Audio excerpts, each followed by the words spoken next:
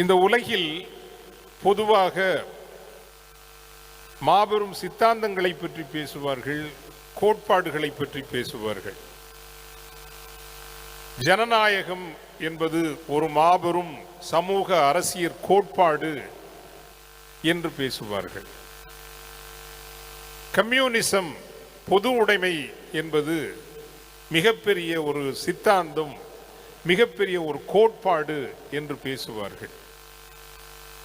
ஆனால் அறிவு சமூகத்தில் நடக்கின்ற ஒரு குறைபாடு அல்லது ஒரு அநீதி என்று கூட சொல்லலாம். கிறிஸ்தவம் என்பதை ஒரு மதம் என்று சுருக்கி விடுவார்கள். கிறிஸ்தவம் மதமா இல்லை மாபெரும் கோட்பாடா? நீங்கள் சொல்லுங்கள்.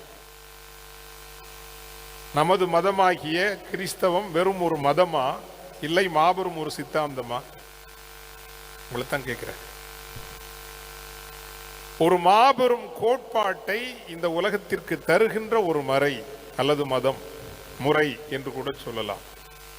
எதற்கு சொல்லுகிறேன் என்றால், இந்த உலகத்திற்கு, இந்த சமூகத்திற்கு பொதுவாக மாற்று கோட்பாடுகள் வேண்டும், மாற்று சித்தாந்தங்கள் வேண்டும் என்று பொது களத்தில் பேசுகின்ற பொழுது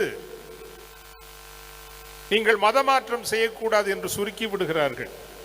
இந்த உலகத்திலேயே பிறந்த வரலாறு கண்ட கோட்பாடுகளில் மாபெரும் கோட்பாடு, மகத்தான கோட்பாடு என்பது கிறிஸ்தவம்.